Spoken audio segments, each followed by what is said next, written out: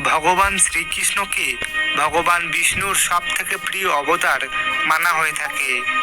এটা আমরা জানি যে ভগবান বিষ্ণু হলো সৃষ্টির পালনকর্তা। কিন্তু এটা আপনি ভেবে দেখেছেন শ্রীকৃষ্ণ অবতারের সৃষ্টির পালনকর্তার কিভাবে মৃত্যু হয়েছিল? প্রিয় দর্শক, আজকে আমরা এই ভিডিওর মাধ্যমে জানতে চলেছি কিভাবে কি কারণে ভগবান শ্রীকৃষ্ণের মৃত্যু হয়েছিল।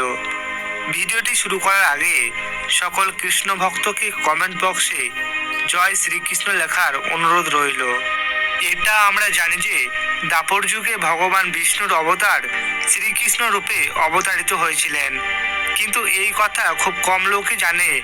ভগবান শ্রীকৃষ্ণের মৃত্যু ওনার রামরূপের একমাত্র ছলনার পরিণাম ছিল। পৌরাণিক কথা অনুসারে শ্রীকৃষ্ণের মৃত্যুর প্রধান কারণ হলো মহাভারত যুদ্ধে কৌরবদের পরাজয়।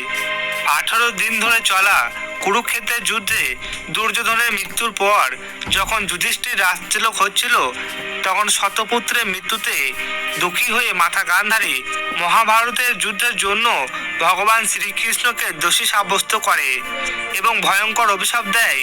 যেমনভাবে কৌরব বংশ ধ্বংস হয়েছে, ঠিক এইভাবে যদু বংশের অস্তিত্ব ধ্বংস হয়ে যাবে। মহাভারতের মৌসল পর্বে ভগবান শ্রীকৃষ্ণ মানবরূপ দেহত্যাগ করার বিস্তারিত বর্ণনা মেলে। এই পর্বে বর্ণিত কথা অনুযায়ী শ্রীকৃষ্ণের মৃত্যু মহাভারত যুদ্ধের 36 বছর পর হয়েছিল। 36 বছর পর থেকে দ্বারকা নগরীতে মাতা গান্ধারীর অভিশাপ ফলতে শুরু করে। গান্ধারীর অভিশাপের প্রভাবকে ভেবে ভগবান শ্রীকৃষ্ণ যদু বংশের সমস্ত মানুষকে নিয়ে চলে আসে প্রবাস ক্ষেত্রে। প্রবাস ক্ষেত্রে আসার পর ভগবান শ্রীকৃষ্ণ ব্রাহ্মণদের অন্ন প্রদান করেন। প্রবাস ক্ষেত্রে প্রবেশ করার কিছুদিন পর মহাভারতের যুদ্ধ নিয়ে চর্চা করতে করতে সর্তকী ও কৃতকর্মার মধ্যে ঝামেলা শুরু হয়ে যায়।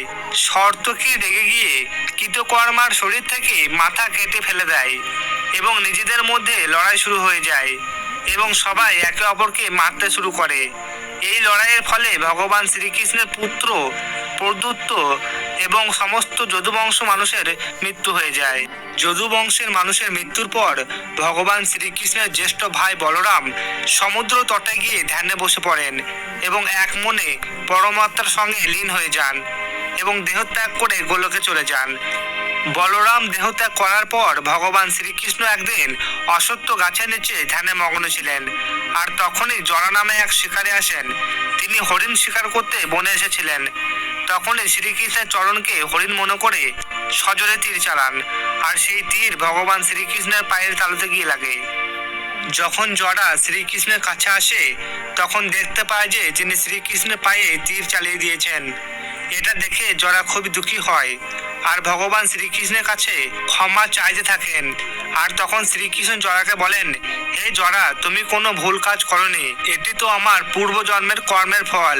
তিনি জরাকে বলেন যে ত্রেতা যুগে আমি রাম অবতারে জন্ম নিয়েছিলাম আর তুমি জন্ম নিয়েছিলে বালি রূপে, আর তখন তোমাকে গাছের আড়াল থেকে তীর মেরে হত্যা করেছিলাম, আর সেই কর্মের ফলস্বরূপ একইভাবে এই জন্মে আমি মৃত্যুকে বেছে নিয়েছি। হে জরা, তুমি আমার মনের ইচ্ছা পূর্ণ করেছো।